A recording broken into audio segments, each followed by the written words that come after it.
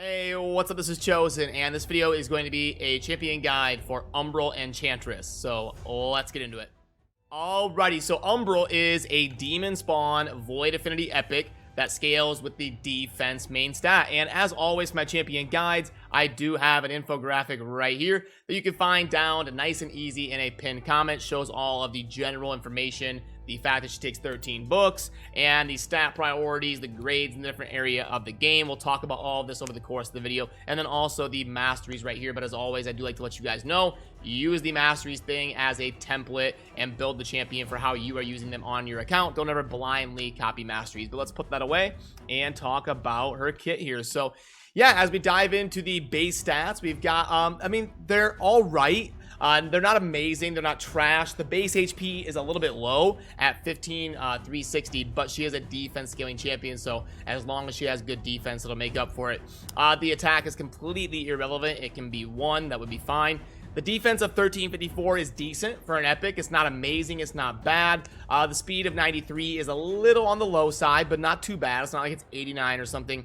And then the crit rate, crit damage are normal. 45 resistance is actually pretty sturdy. That's really good for an epic. The 0 base accuracy is rough because she does need accuracy, so I do wish that was at least 10. The 0 is a little bit rough, but the base stats all in all are just kind of par for the course. If anything, a tad underwhelming for a void epic.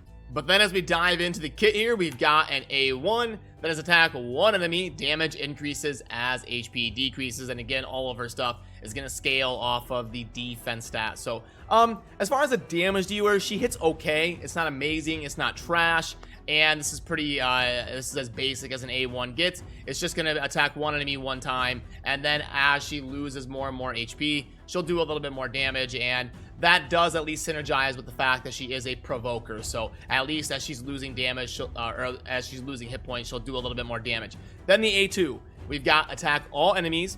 You can book this to 100% chance of placing a block buffs debuff for 3 turns. That is really good, and you can extend that with Master Hexer. So you can place block buffs for 4 turns with her if you get a Master Hexer proc. That's an insane A2. I love that. Then we've got the A3 here. Attack all enemies with an 80% chance that we can book up to 100 of placing a provoke debuff for 2 turns. Places an unkillable buff on this champion for 2 turns, and then places a block cooldown skills debuff on this champion for 5 turns. So basically, she CCs herself. All she's going to be able to do is her A1 for 5 turns after casting this Undying Evil A3, because the block cooldown skills debuff cannot be resisted or blocked, and it cannot be removed. So you can't have an ally who has debuff cleanse to remove that or something. You can't synergize with a champion that does that. It's going to be on her. She's going to have to wait the 5 turns. There's really no way to get around that other than like the Relentless set, which I actually have her in my arena usage for her. I got her in a Relentless set to try and get around those 5 turns, try to cycle through that as fast as possible and get back to doing this massive A2 and A3 that bring a lot of utility. And in the case of UMBRAL, it's very important to understand how her AI functions. Now, she's an example of a champion, her and Cold Heart, champions like that, where it's so imperative for the player to be able to have them do the right ability, or at least prioritize the right ability in their kit. There's a lot of times where I want my UMBRAL to do this A2. I want her to block the buffs for 3 or 4 turns on the entire team, and then the next turn, I want her to cast the provoke and then start the cooldown of those 5 turns and start cycling through it with the Relentless set and popping off with this A1, doing a bunch of damage in the meantime after she gets both of these really suppressive effects off. But her AI, from what I can tell in my testing and playing around with her in all the months that I've been using her in the arena and faction wars and all my experiences with her, is she almost always prioritizes, well, I should say always prioritizes this A3. I've never seen her do the A2 if the A3 is off cooldown.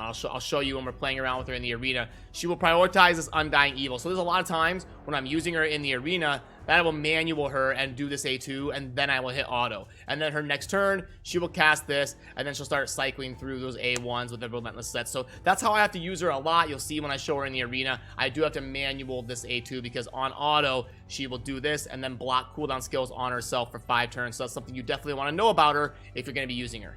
But now let's head on over to the UMBRAL that I've got built, and we'll talk about the gearing process, booking process, and masteries. So as you will see here, I've got my Umbral in 4 pieces of Relentless and 2 pieces of Speed. It's a very good arena setup for her, and setup for her in general to be able to cycle through those that block cooldown skill suppression that she does on herself and get back to doing her abilities as soon as possible. Relentless is really the only way you can get around that because, like I said, you can't cleanse it or anything. So that's the sets I'm using and why, but we'll go through the individual pieces here. But I'll show you the main stats first in case you want to see and compare it to your Umbral. Anything in between 30 and 40,000 HP should be fine. If you can get more than that while also getting a good defense score, that's fine, but the attacks are irrelevant. Speed, in my setup of my defense absorb team, anything in between like 200 and 220 would be fine, and I got her with good enough crit rate to be able to crank out some damage because she's kind of in a flex damage dealing spot in my team. So decent crit rate, decent crit damage, and then 191 resistance is actually pretty good on a champion who needs accuracy, and that's because of that big sturdy 45 roll on her base resistance, and then the debuff accuracy here of 338. You'll have to adjust that for how you're using her. If you're going to be using her just in faction wars and dungeons, anything around 240, 250 is fine. That's going to be end game viable. But if you're using her in the arena, the more the better. If you can get her up, if you're up in gold 4, getting even 400 something is not going to be a waste on her. So you just got to depend on where you are using her mostly. So that leads us into the gear, and we'll start with the banner and work our way up. So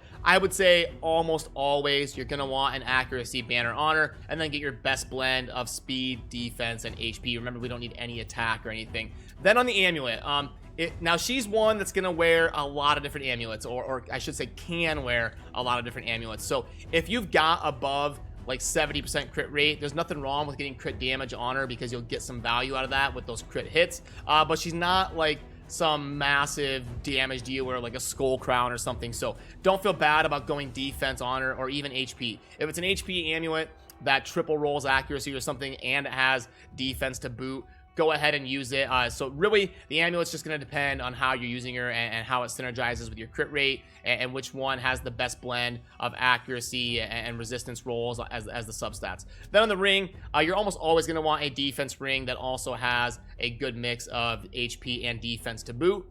Then for the boots, I'm going to say that you're almost always going to want speed on her because you really don't want her to be slow. If you put her in defense percent boots, it's going to take that much longer for her to cycle through that downtime when she puts the block cooldown skills on herself. So I want high speed and relentless set so I can really lower the suppression that she does to herself, lower the effect of it, and get through that as soon as possible because that's going to help you out a lot in faction wars and if you use her in a sustained type arena team in the arena. Then for the chest, you're almost always going to want a defense percent chest. On the gloves, you can go crit rate, crit damage, or defense, or even HP if they're amazing, if they've got like a double defense roll and a double speed roll with accuracy to boot. So the gloves and the amulet can have a few different options here on Umbral. The top ones are going to be super simple because the stats are always the same. You're looking for your best blend of speed, defense, crit rate, and HP for the most part, and then you're going to want to be making sure you get accuracy so that she's landing her debuffs because that is a big part of her utility. Then let's dive into the booking process for Umbral. So, okay, here's the thing. If you're an early to mid game player or even an end game player who hasn't finished Demon Spawn yet for Faction Wars, there's nothing wrong with booking Umbral because you can get a lot of utility out of her in the arena, especially in the tag team 3v3 arena, and she is super endgame for Faction Wars. She will help you out a lot in clearing the Demon Spawn faction. I used her in my Demon Spawn faction, so no problem with booking her and spending the books to do so. She takes 13 books to fully max out, and if you are going to book her, you want to make sure and get the A2 and A3 fully booked because you're going to take the buff chances all the way up to 100% by doing so. If you get good RNG and you book out the A2 and the A3 and you've still got a couple skills left here on the A1, you can go ahead and stop there. You're not really getting a whole lot of value out of maxing out the A1. So if you get good RNG and max the A2 and the A3, you can save a few on the A1 if you really want to, but nothing wrong with booking her because she does average damage. She hits decently hard. She's not going to be out there slapping everybody around, and she's also not going to be hitting like a pillow if you give her decent stats. So really nothing wrong with maxing her out and spending the books to do so.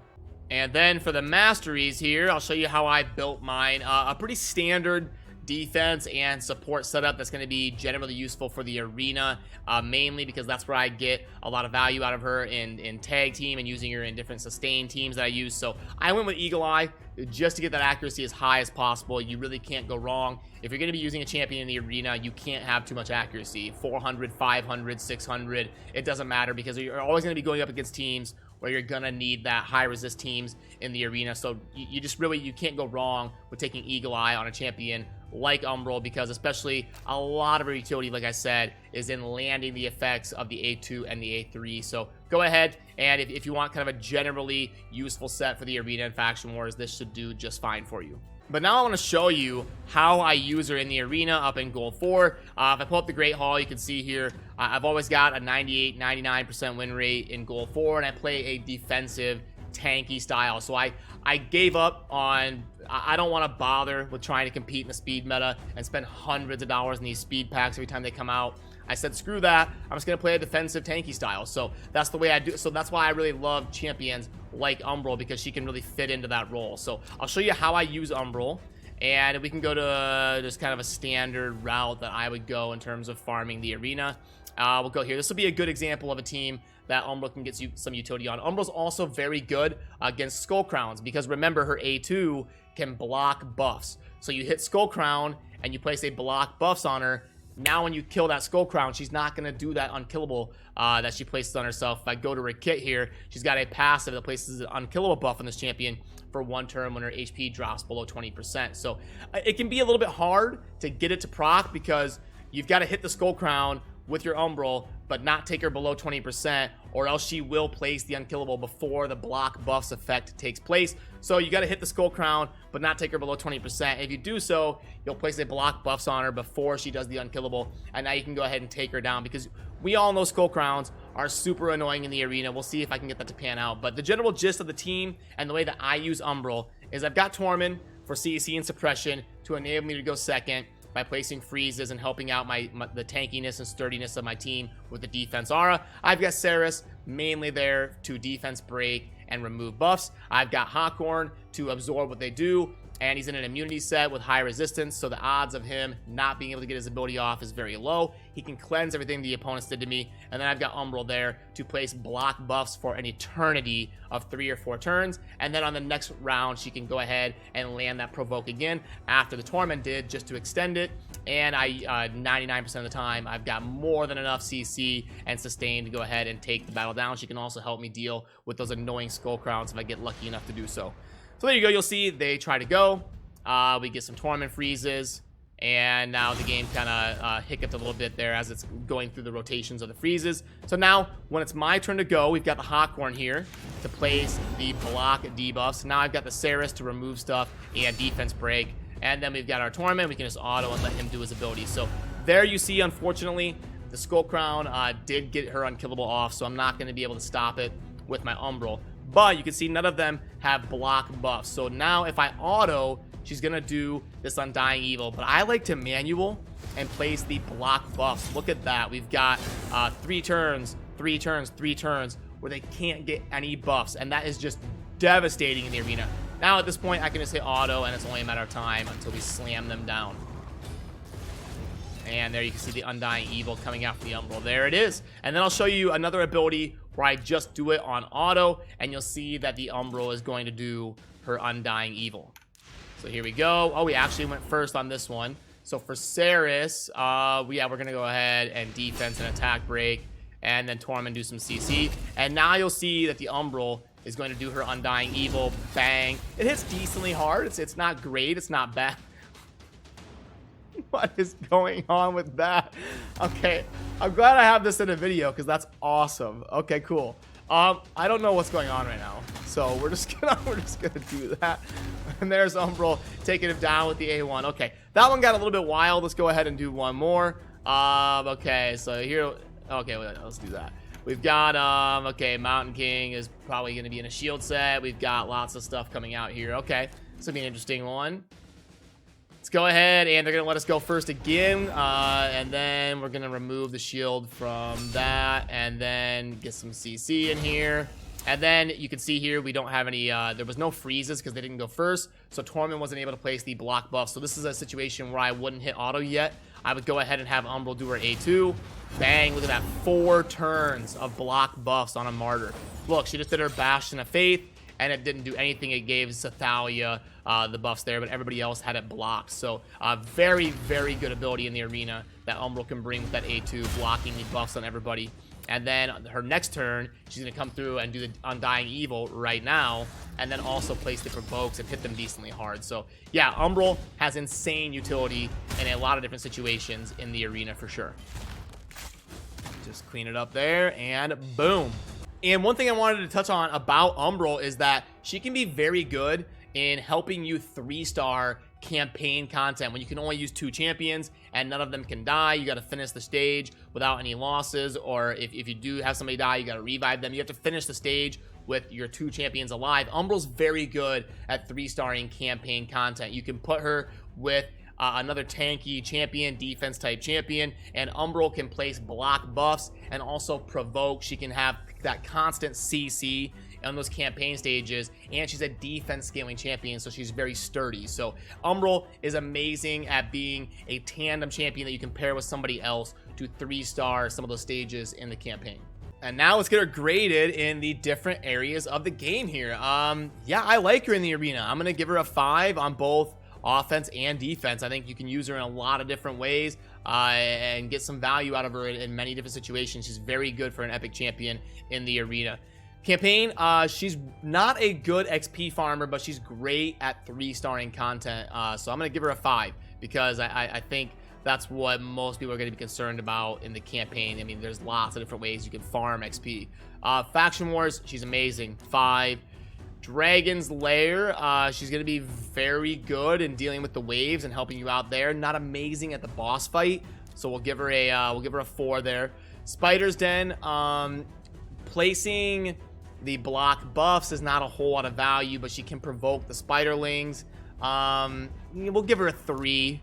Clan Boss, she is atrocious in the Clan Boss. So really her only redeeming quality is she's a defense champion, so she can be a little bit sturdy. But the provoke and even the block buffs, it does something, but not a whole lot. I'm going to give her a 2. Then the Ice Golem, she's very good in the Ice Golem because wave 2 on stage 20, you get those champions placing the reflect damage, which can be devastating. She can go ahead and provoke them, replace a block buffs, and she's very sturdy, so we'll give her a 5. Very good in the Golem. Minotaur, she's fine. She's going to be fine in all these keeps. Not great in the Fire Knight. She'll be okay in the waves, but yeah, not very good once you get to the end there against the boss. Magic Keep, the block buffs and stuff is very cool. She doesn't have buff removal, so we'll give her a 4, but definitely got some utility in the Magic and Spirit Keep. She's fine in the Void Keep. We'll just go with 4. It really, that's what she's gonna be in most of these keeps. It's just a 4. She's solid, not like ridiculous, not amazing, but just solid and can kind of slot in to most teams there. So now let's just have a discussion on the way out and just kind of wrap everything up and put a bow on Umbral here. So I'll pull up the infographic while we're just talking for a bit real quick here. Umbral, I think they got it right. I think she's a very good champion design. She's really good in certain situations. The trade-off is that she's basically garbage in the Clan Boss. So she's pretty good in the arena and really good in Faction Wars, but she's not a great speed farmer or damage dealer, and she's trash in the Clan Boss. So I think all in all, in terms of champion design, they got it right with Umbral. I do think 13 epic books is a little bit on the expensive side. I don't like it when champions go above 11 or 12 because books are so hard to get in the game. So that would be really my only gripe with Umbral, because she definitely can help you out in Faction Wars, and if you've summoned an Umbral, nothing wrong with investing in her, because a lot of us are going to be prioritizing Faction Wars ever since the announcement of Lydia Death Siren. So yeah, she's worth investing in, she's worth building, she's worth booking, and you will get a lot of fun utility out of her, especially with Tag Team Arena coming out and Lydia being announced to put a lot more emphasis on Faction Wars. So yeah, that's gonna do it for this one, and down below let me know your thoughts on Umbral, if you agree or disagree with my grades with her and your experiences with her as a champion. So that's gonna do it. As always, thank you for watching. Have a good rest of your day. Peace.